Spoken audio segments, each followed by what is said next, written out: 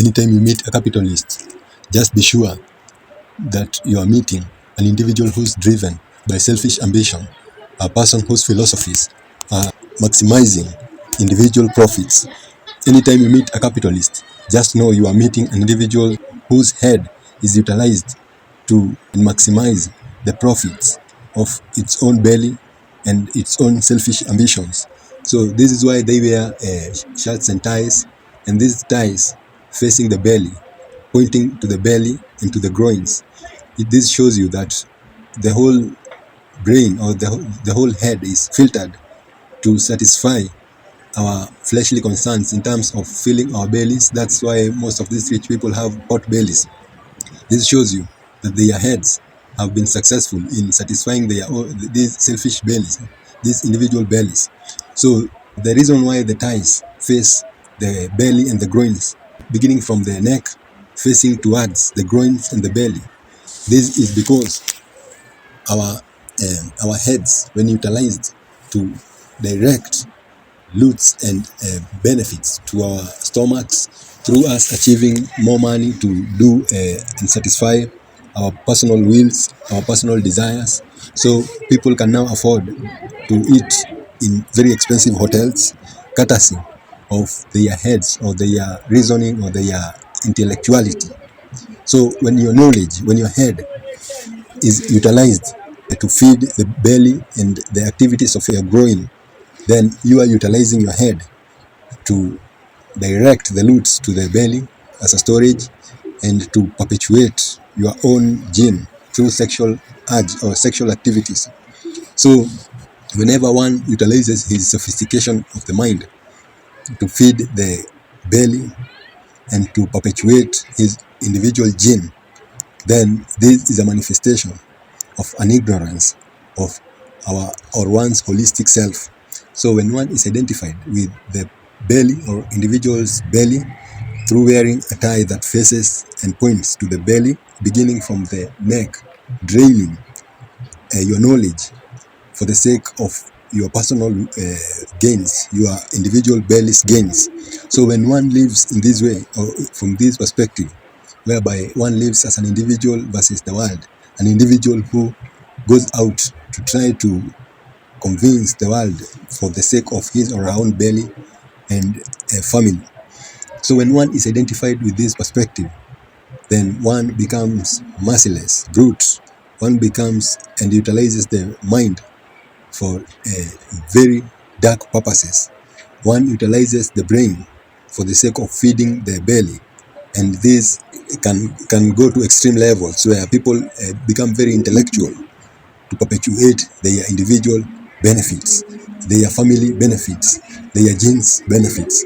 So when one thinks and utilizes the brain to satisfy his desires, personal desires, pleasure, and personal gains, then one has decided to exchange the good of all for the betterment of a separate entity. So one has decided to choose selfish ambition over the goodness of all. So when we are selfish, then we identify with a center that is ready to sacrifice other living forms for its own sake.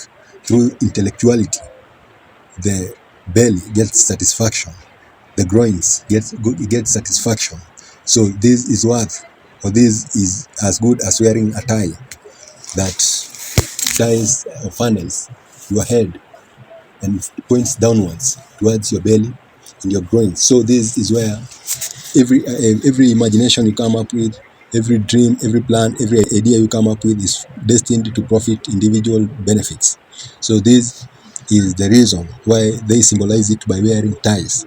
Ties beginning or tying the necks and draining and pointing to the bellies. So when you look at the tie, there is an end that looks like a pointer, that looks like a pointer pointing downwards.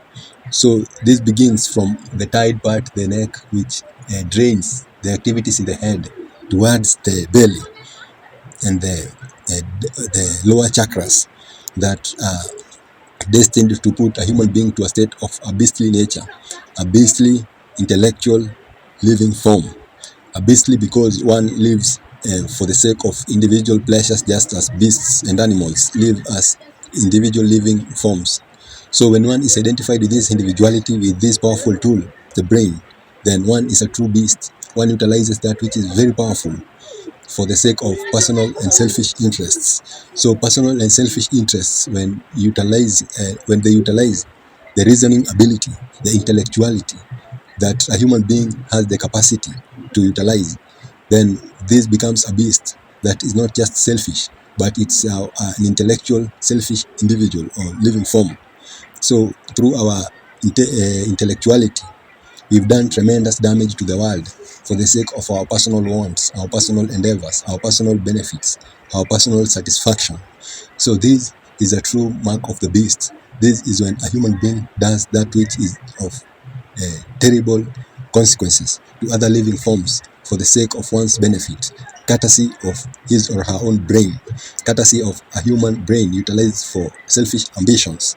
So the mark of the beast is symbolized with these ties facing the bellies and the groins, and destined to fill the bellies and end up with pot bellies, showing a sign of having riches or having possessions. So when you see a person with a belly or with a pot belly, you'll realize that this individual has utilized his knowledge to satisfy the belly. And so the tie deserves to be pointing to the belly, draining all the knowledge and utilizing all the knowledge that this individual has for the satisfaction of the belly. And that's why they end up with pot bellies and very educated minds. So these educated minds channel all the knowledge and the benefits of knowledge direct to the belly.